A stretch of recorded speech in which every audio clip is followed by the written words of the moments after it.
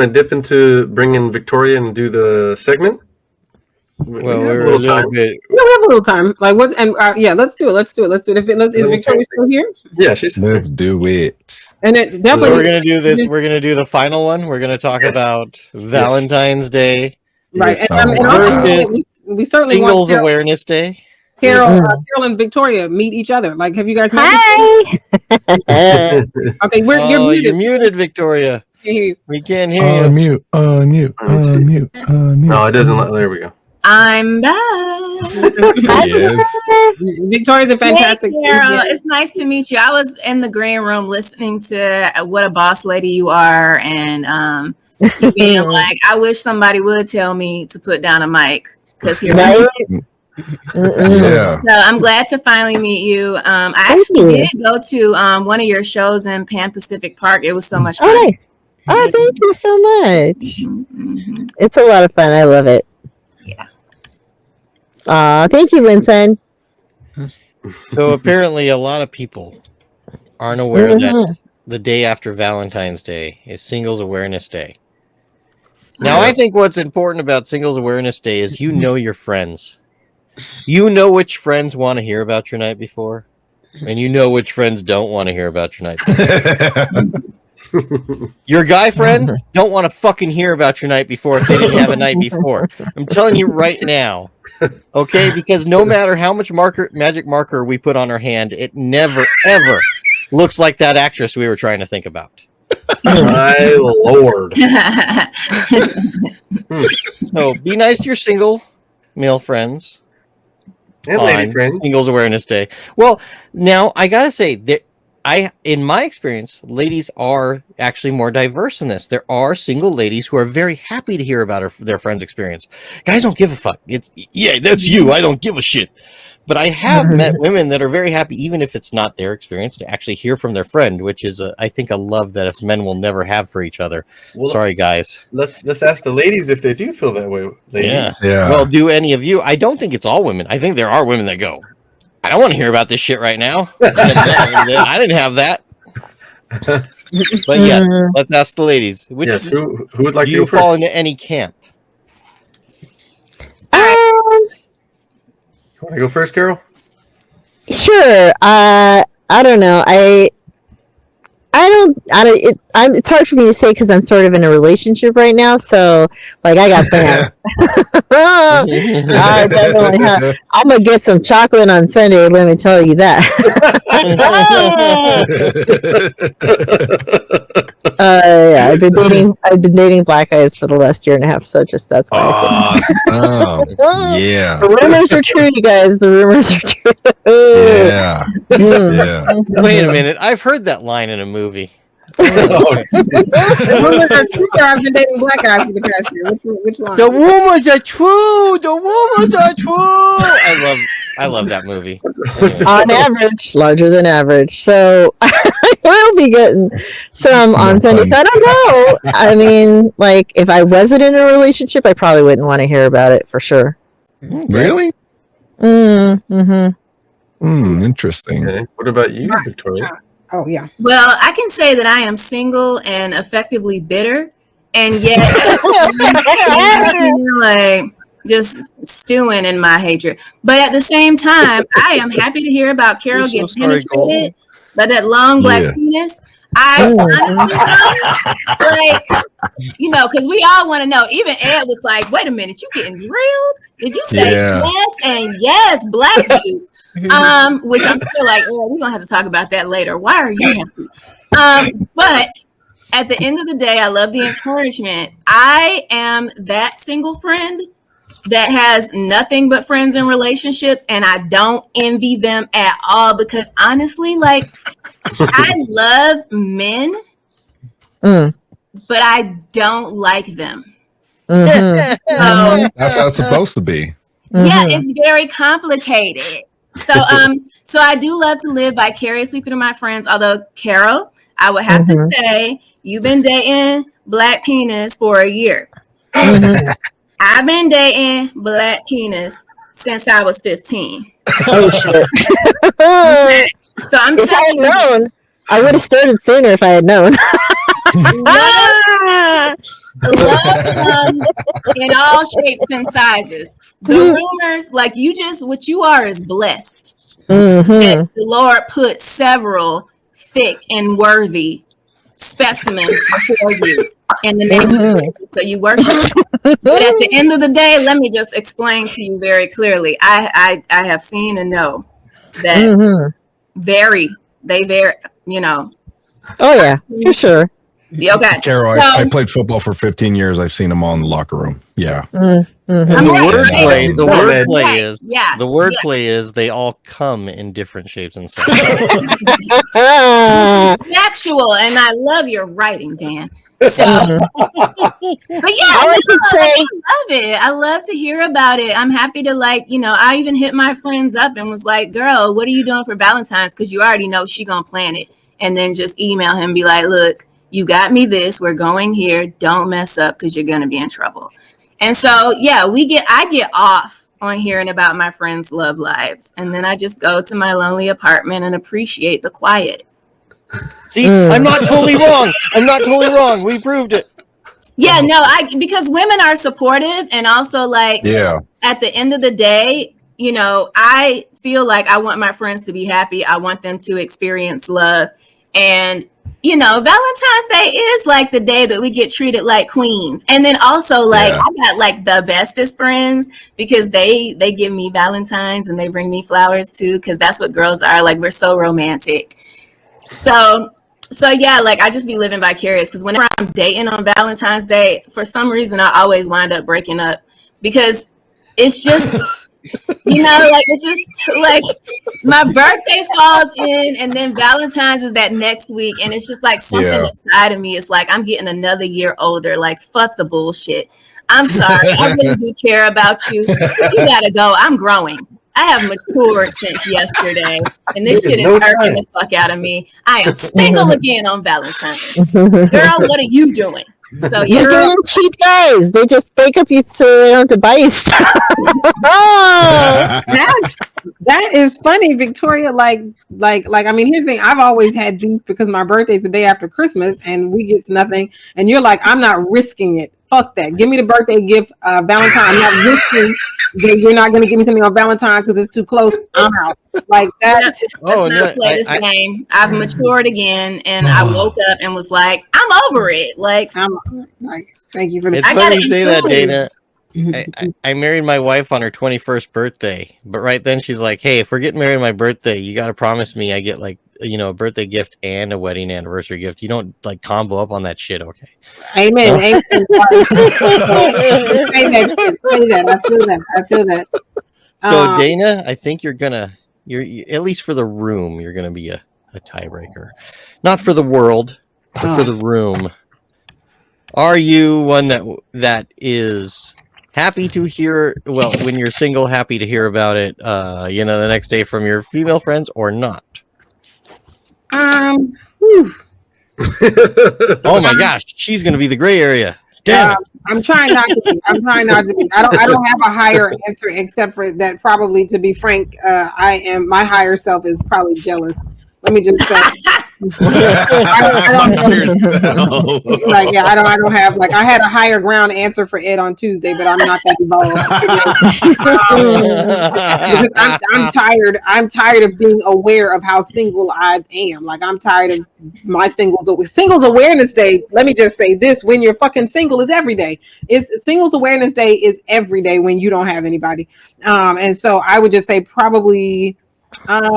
I will humor them, but do I really want to hear it? I'm glad for them, but I don't know if I want to hear it. I'll say it like that. So I don't think I want to hear it, but I am glad for them, because I gotta how it is, karma and manifestation. I have to find some positivity, because if I want to draw that to me, I've got to find a positive space. But am I going to be patient enough to listen to you without texting or scrolling while you're talking to me? Probably not. I'll probably be texting. He's like, I don't want to hear the whole story. I don't care what. I don't care what shape the bed was in.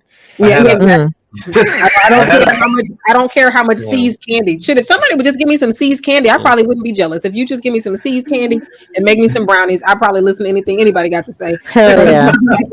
That I will have either.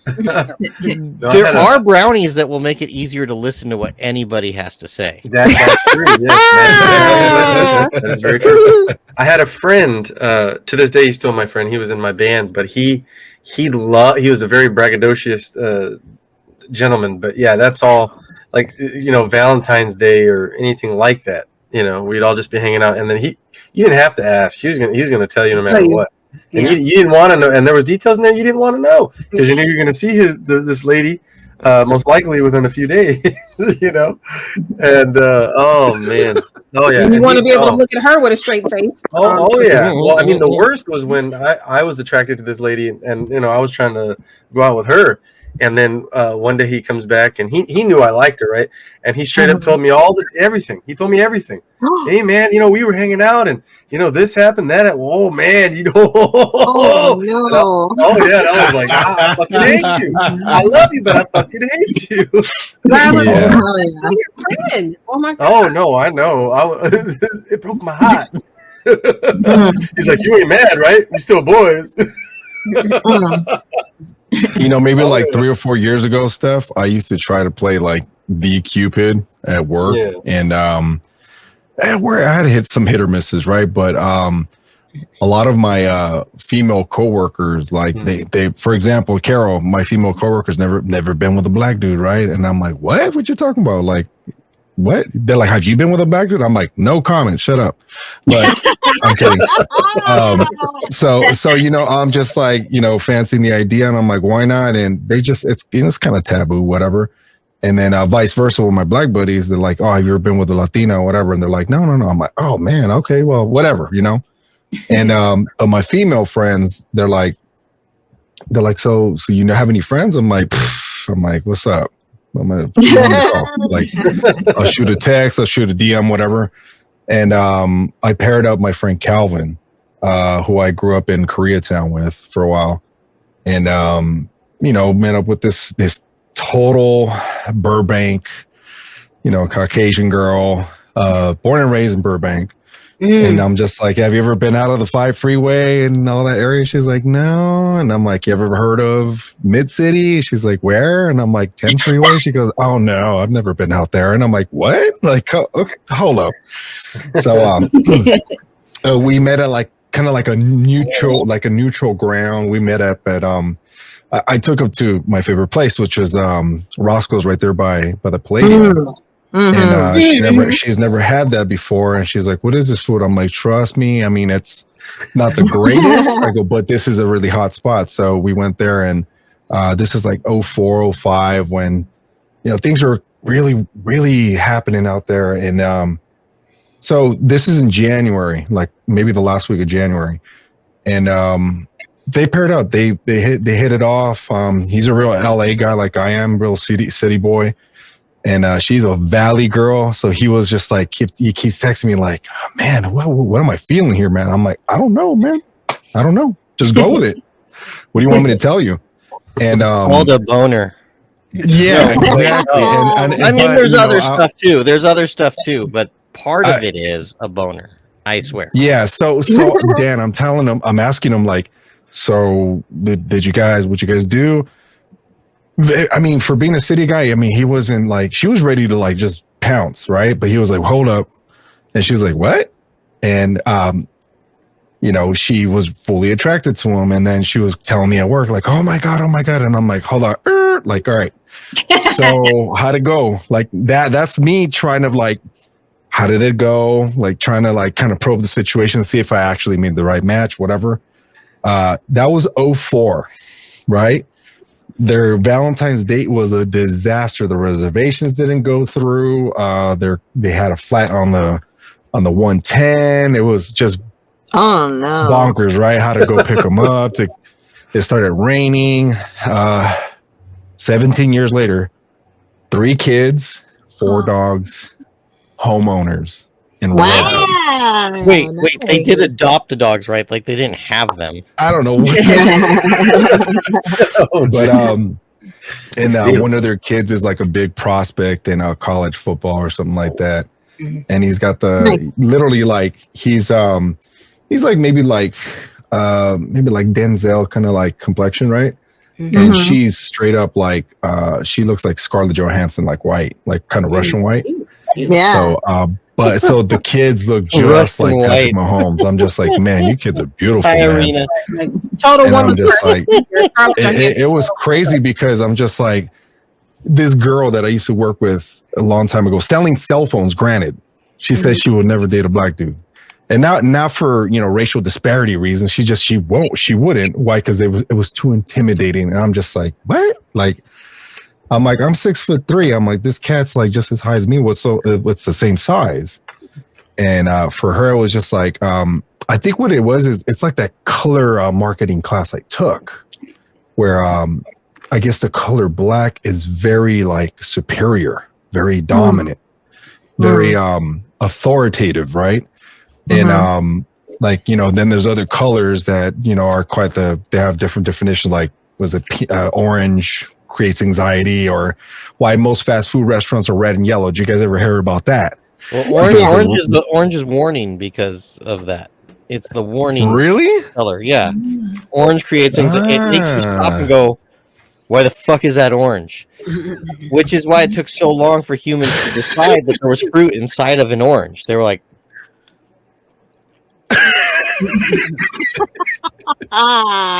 so check this out. The reason why fast food restaurant colors are red and yellow is because yellow makes you anxious and red strikes up like a hormonal boost in you, so it reminds you you're hungry. Oh, yeah. Wow. Oh, well, because it starts the oral fixation. That's what it's called. You see red and you're just like, I got to put something in my mouth right now. Right now. Like in LA, what's the one color car that would always get pulled over all the time? Red. Yeah. By the way, notice our theme, everybody. Anyway, yeah, that's what we're trying to do. We want you to put something in your mouth while you're watching our show. We want you to put something. And Ed raised food. Too. And Ed has a cover on his beer bottle. What is that, Ed? Is that a ginger beer or is that No, it's New England's finest, Samuel Adams. Nice. Sponsor me, but okay. Yeah, right? Glow Lava says, any more friends, Ed? And happy belated birthday. That's what Glow Lava says. Any more friends? Yeah, I know. I got a ton. And I mean, being a city kid, it's just like, they came and I mean, and it was funny because I was discussing that on my podcast a while back. Carol, I didn't know what racism was till I was 13. So for me, growing up with multiculturalism was like normal. To me, it was like normal. Right. I'm like, oh, okay. And then coming to San Gabriel Valley, same thing. And but then I took the magical voyage to Orange County. So that's where I got my crash course in racism. I was like, when I learned what racism was, I was gonna say I have two sisters, and they both have biracial children. Like all of their kids, for the most part, are biracial. That's so awesome. I was the last one to come to the party.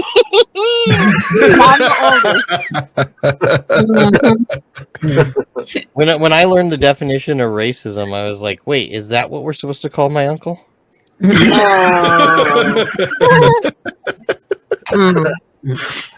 not because of racism. It's just that I was married for 22 years, so I, back 22 years ago, that was like not a thing. You just didn't do that.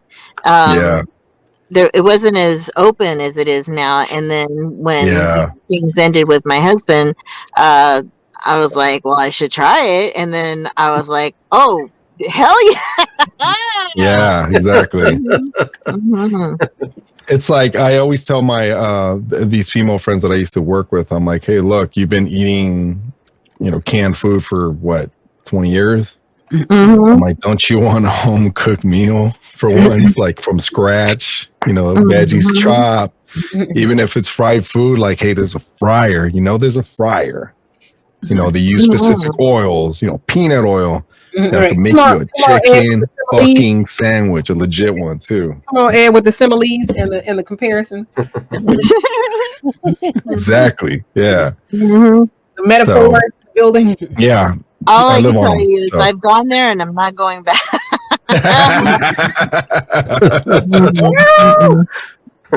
Dana's face. Dana is like, clutch my pearls. Well, because y'all, it's funny because Dana is from Alabama and I'm from Georgia. So it's like I started with the racism straight out the gate. Yeah. And then I came to LA and was like, oh, I'm a person.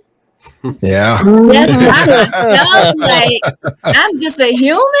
Like, and like there's African Black people, and then there's like white people that's from like Sweden, Yugoslavia, white people. Like, you trying to tell me I could feel comfortable 24/7? Excuse me, Culver City.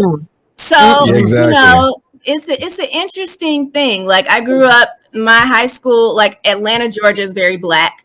And so 99% Black kids at my school. We had one Vietnamese guy named James that was cool. But other than that, like, they were Black.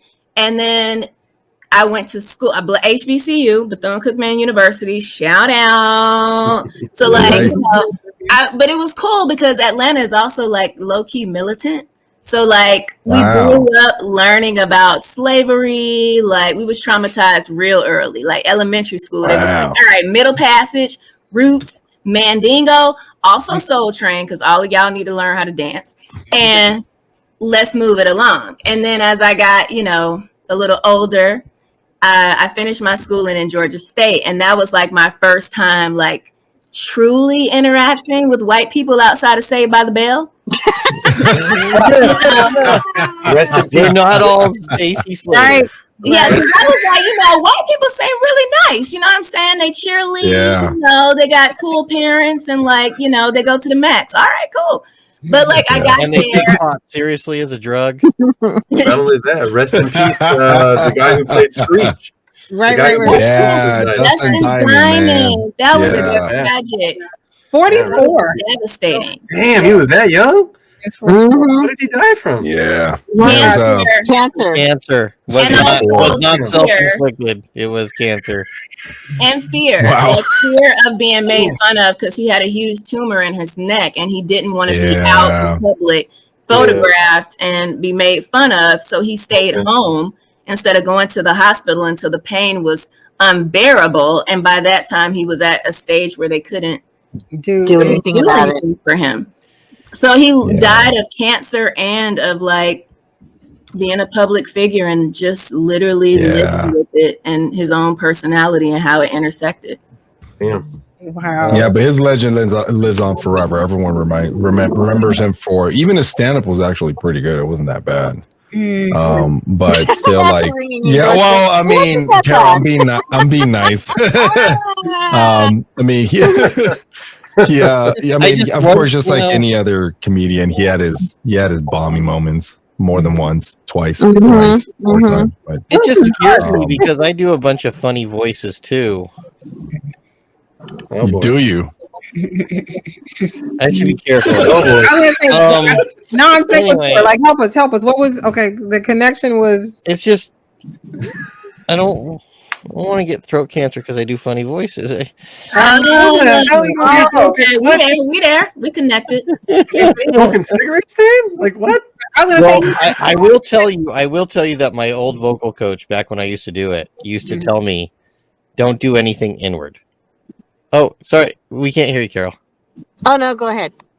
Oh, we don't do anything inward. And I was just, I don't know. For some reason, all those thoughts came together. And I thought about him doing like, oh, hey, everybody. And I just thought of like, she didn't like the fact that I would do this kind of scream.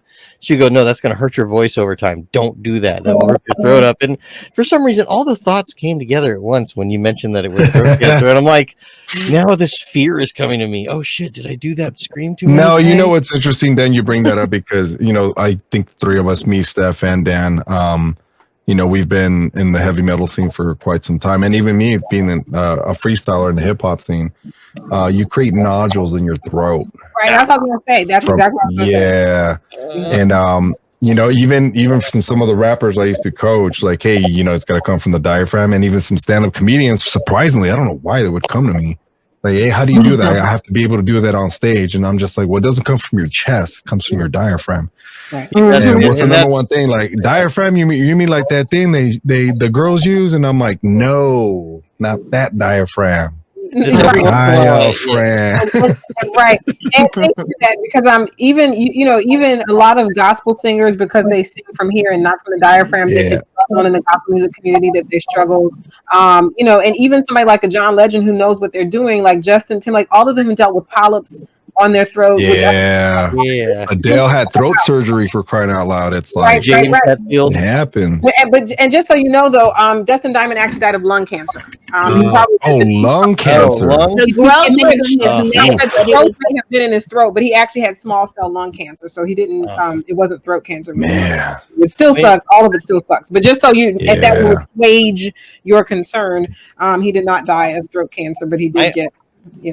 I'm still concerned with what Ed said, because Steph and I spent plenty of years going, hello, everyone. And I still do it now. I still record that voice. But it was like, oh crap, how long can I do that for before it catches up? But you would know now, because again, Justin Timberlake people don't realize it, but he was down from singing for a while, and that was why.